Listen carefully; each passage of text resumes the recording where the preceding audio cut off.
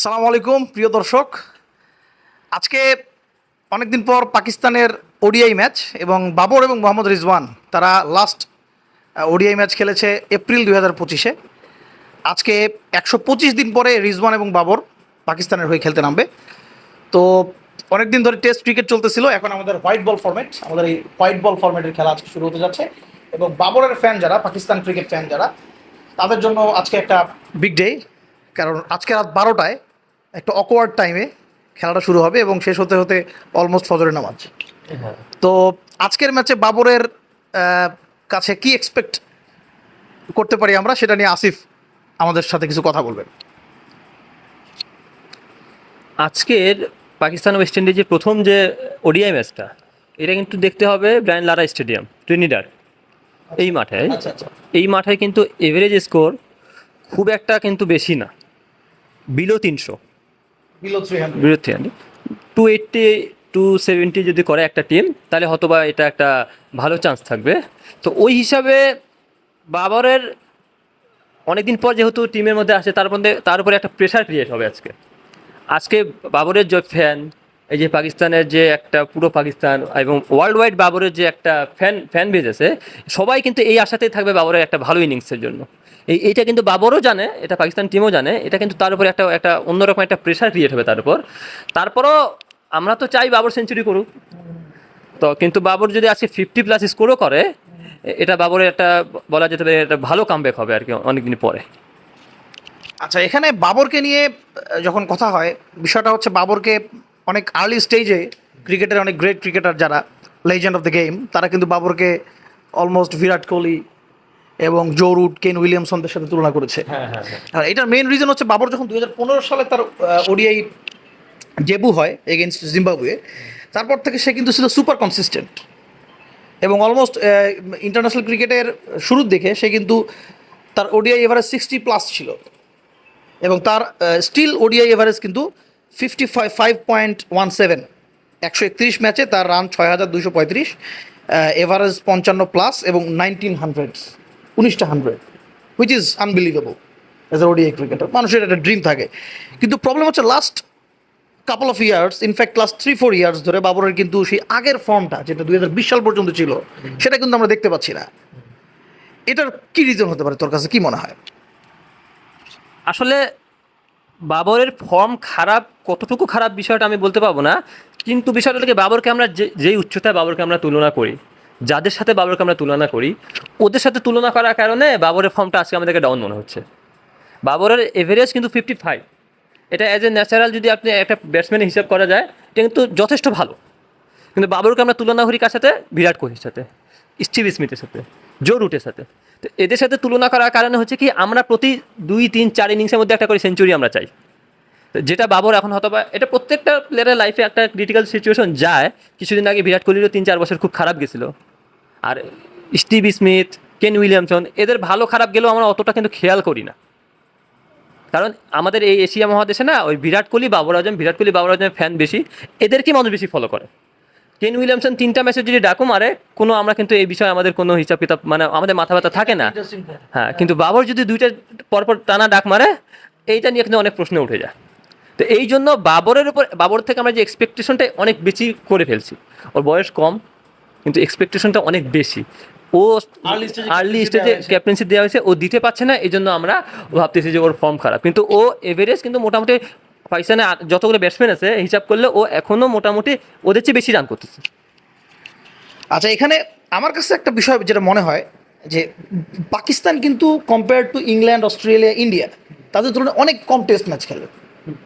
এই কারণে বাবরের কাছে কিন্তু অপরচুনিটি নাই যে বাবর খুব বেশি টেস্ট ম্যাচ ক্রিকেট সেনা কান্ট্রিতে, যেটা আমরা বলি অস্ট্রেলিয়া, ইংল্যান্ড, নিউজিল্যান্ড, সাউথ আফ্রিকাতে এই ফ্রিকুয়েন্টলি 5 ম্যাচের যে টেস্ট সিরিজ যেটা ইন্ডিয়া খেলে, অস্ট্রেলিয়া খেলে, এটা কিন্তু বাবর সুযোগটা পায় না। এই কারণে যে রয়্যাল ক্রিকেটের যে মেইন ফর্মেট, এই ফর্মেটে কিন্তু বাবরের রান স্টিল অনেক কম কম্পেয়ার টু লেজেন্ড ক্রিকেটার। বাবরের টেস্ট রান আমরা দেখতে পাচ্ছি 4235 এবং অনলি 9টা 100, যেটা বাবরের ক্রিকেটিং ক্যারিয়ারের তুলনায় কিন্তু খুব বেশি ভালো না টেস্ট ক্রিকেটে। এবং তার এভারেজ কিন্তু 42.77, হুইচ ইজ নট গুড বাবরকে আমরা যেই লেভেলে দেখি। এটার মূল রিজন আমার মনে হয় পাকিস্তান ক্রিকেটের এই ডাউনফল মিসবাহ এবং ইউনুসের পরবর্তী যে সময়টাতে পাকিস্তানের টেস্ট ক্রিকেটের যে সিগনিফিক্যান্ট ডাউনফল, এইটার কারণে আমার মনে হয় বাবর টেস্ট ক্রিকেটে নিজেকে সেভাবে মেলে ধরতে পারতেছে না। এটা আমার কাছে মনে হয়, তোর কাছে কি মনে হয়? টেস্ট ক্রিকেটে আসলে বিষয়টা কি, পাকিস্তান ঘরের বাইরে যে খেলাগুলো খেলে, ইংল্যান্ডের সাথে, নিউজিল্যান্ডের সাথে, অস্ট্রেলিয়ার সাথে, ওই যে যেটা আপনি বললেন, একটা দুইটা তিনটা, সর্বোচ্চ 3 ম্যাচে সিরিজ হয়, 2টা অথবা 3টা। 3 ম্যাচে সিরিজে আসলে নিজেকে ওভাবে মেলে ধরাটা একটু টাফ। এগেনস্ট টিমে বলাররা খুব ফুল রিদমে থাকে। 5টা টেস্ট হলে হয় কি, একটা বড় একটা ট্যুর থাকে, একটা 2 মাসের একটা ট্যুর থাকে, ইনিংস বেশি থাকে, যে কোনো একটা বা 2টা ইনিংস আনবিলিভেবল হয়ে যায়। আর 2 বা 3 ম্যাচের সিরিজ হলে হয় কি, 4টা অথবা 6টা ইনিংস থাকে, ওর মধ্যে রান করতে ওর মধ্যে রান করতে হবে। এর মধ্যে দেখা গেলো যে একটা ম্যাচ যদি পাকিস্তান হারিয়ে যায়, এখানে কিন্তু বাবরের একা দোষ দিলে হবে না, বাকি আদার 10টা প্লেয়ারের একটা বিষয় আছে। একটা ম্যাচ হারিয়ে গেলে প্রেশারটা কিন্তু আবার আকাশে উঠে যায়। এই প্রেশার যখন একটা ব্যাটসম্যানের উপর ক্রিয়েট হবে না, তখন কিন্তু ওর দ্বারা রান করাটা মুশকিল হয়ে যাবে।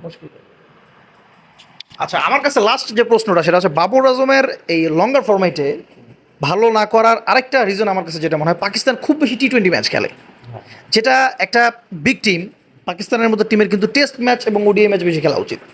তা না করে বাবর আজমের কিন্তু অতিরিক্ত টি-20 খেলার কারণে, টি-20 কিন্তু আমরা জানি এটা একটা কিডস গেম, খুব কম সময় শেষ হয়ে যায় 20 ওভারের মধ্যে।